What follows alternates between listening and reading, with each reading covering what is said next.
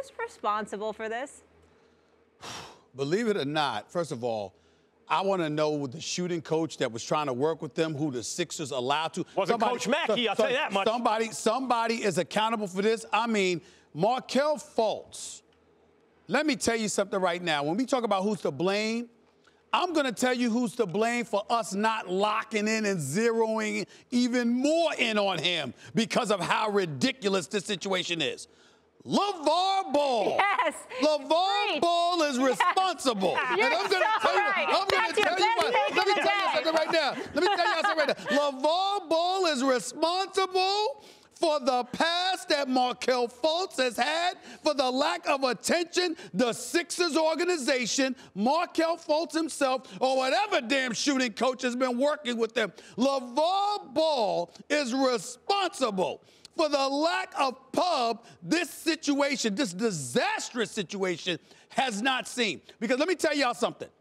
LaVar Ball's got us all focused on the number 2 overall pick. There was an individual picked ahead of him.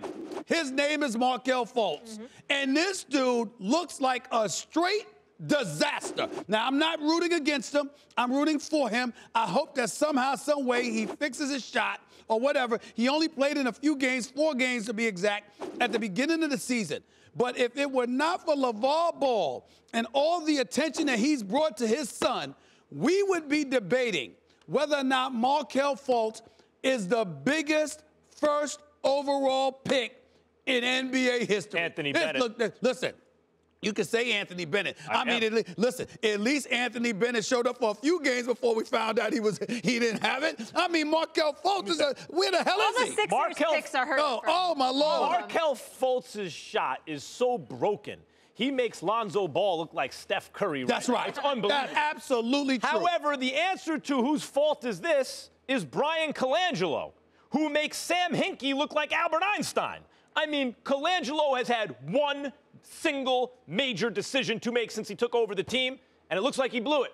Now, look, part of taking one-and-done guys is that it's not like Kyle Kuzma in L.A., right? 4 years, he comes out a finished product practically. Look at how he hits the ground running, right? When you take a one-and-done guy, you have to believe in your organizational strength to take him and develop him. Markelle Fultz comes into the league, apparently has some anxiety about the distance of the NBA three-point shot and wants to change his shot as a result. So the organization has to do one of two things. Either, no, what got you here is what we want. Stay how you are, we'll work on things.